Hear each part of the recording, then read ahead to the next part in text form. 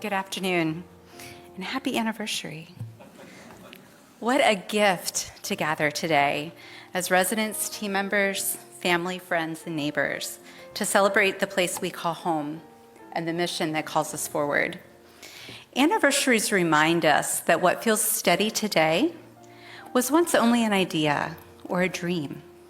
For the next few moments, I want to retell our origin story so that our gratitude grows and our hope is renewed. And hopefully we'll smile a little bit too as we get to know the gentleman who started Garden Spot Village.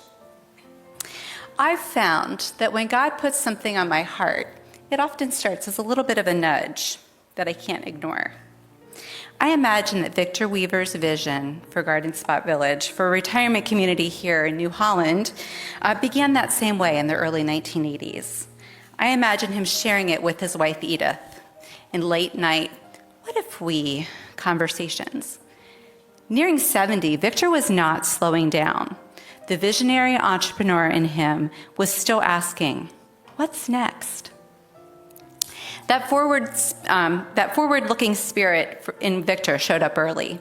In 1937, Victor and Weaver took 17 dressed chickens to the Sharon Hills Farmers Market near Philadelphia. That small idea, selling ready-to-cook chicken, became Weaver Chicken, growing over the next 50 years into a nationwide multi-million-dollar enterprise. Victor also served on the founding board of Phil Haven. If you're not familiar with Phil Haven, it was founded as a compassionate response to what many young Mennonite men experienced as they served as conscientious objectors in mental hospitals here in the United States. Raymond Horst was also on the board. I want you to keep his name in mind. I couldn't verify the years that they served together, but it's possible that as they drove together, they were dreaming about their next adventure and maybe even planting the seeds for Garden Spot Village. Regardless, these drives to Mount Gretna tended to be exciting. One night, Raymond was driving, just a little too fast, mind you. He had a bit of a lead foot, and a police officer pulled him over. As all good officers do, he said, "Sir, do you know how fast you were going? What's the rush?" Deadpan, Raymond responds, "Sir, I'm taking this man to Phil Haven." So the officer responded by saying, "Well, let me get you there fast," and gave them a police escort with lights and sirens and all the rest. Victor was generous as well. In 1969, he created the United Service Foundation, supporting Mennonite ministries, Camp Hebron, local parks and clinics, and scholarships for his employees' families at Eastern Mennonite University, Goshen College, and Elizabethtown College. His descendants continue his benevolence today.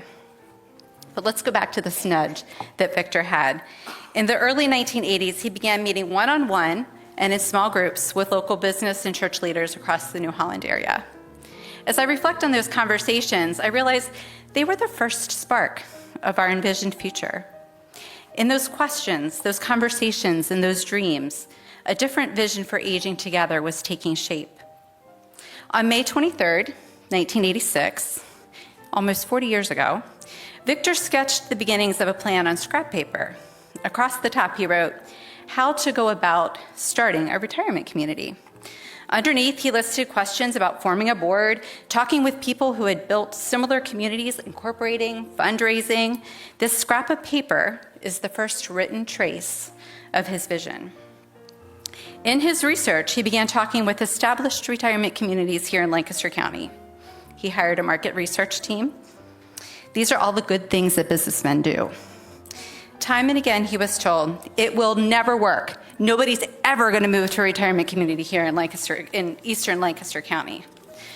Well, I don't know about you, but I'm glad he didn't listen to the experts. Victor passed away in 1989 before the vision became a reality. His son Dale partnered with the leaders Victor had engaged early on to move the project forward. Raymond Horst, if everybody remembers him, Aaron Hollinger, Martin Weaver. The men hired Nevin Crable, who we'll hear from in a little bit. Together they persevered through incorporation, naming, board formation, and the search for land. The organization incorporated as a not-for-profit continuing care retirement community in July 1990. The name Garden Spot Village was adopted in January 1991. Those steps were easy. The next part, finding the land, took them years. Several tracts were proposed and opposed. A site in Worcester Township near Achenbach's was abandoned due to township restrictions. Another option fell through. Then the Eberly Farm emerged as an option. I'm not sure if you're familiar with the tract of land, but it's just south of where we are. This proposal drew intense public opposition because it required rezoning agricultural land. The meetings grew heated. People made signs. One man threw himself on the floor to prove his point. One lasting image from news coverage showed a woman pounding her fist during public comment. How dare the township consider such an opportunity? Still, the board endured. In spring 1993, Garden Spot Village purchased the 52-acre land that J. and Jean Weber was the J. and Jean Weber property, and the adjoining 20-acre John Rank Farm, where we are right now. When John Rank later offered additional acreage, the property expanded to the initial 119 acres, which spans from Rank Road to South Kinser Avenue. We broke ground in 1994. Then, on February 23, 1996, the first resident, Esther Seidman, sometimes known as the First Lady of Garden Spot, moved in. That first year, Garden Spot Village had 9 cottages and the Gardens North apartment wing, which included a floor with personal care suites. But the real grand opening happened after the move-in, when neighbors learned names, found their places at the table, formed clubs and choirs and volunteer teams, and proved that a campus becomes a community when people choose to show up for one another. That's what inspires me the most. This was never about buildings. This was about community. It was about a promise, a faith-grounded promise that people would be known, seen, and supported through every season of life, and with the dignity of choice and strength of belonging. And you can see that promise in this room, in the way we welcome our new neighbors, in the skill and patience of caregivers, nursing, dining, housekeeping, maintenance, every support role that makes daily life work. As needs changed, the commitment to age in place deepened. In 2001, Mountain View, Laurel View, and the skilled nursing communities expanded the continuum, enabling residents to remain rooted here as cares increased. That growth wasn't just about expansion. It was part of a pro-aging revolution, one that said you didn't have to leave your community when life gets harder. Continuity matters, and we will keep learning how to care better, clinically and humanly. A pattern also emerged: innovate, not for the sense of novelty, but for people. Adult day services began, a health center on campus made care easier and more connected for residents and for our neighbors here in New Holland. As needs in the broader community became clearer, new solutions followed. The Cooperative Living House, created without government subsidies through donations and volunteer labor. That's what anniversaries reveal.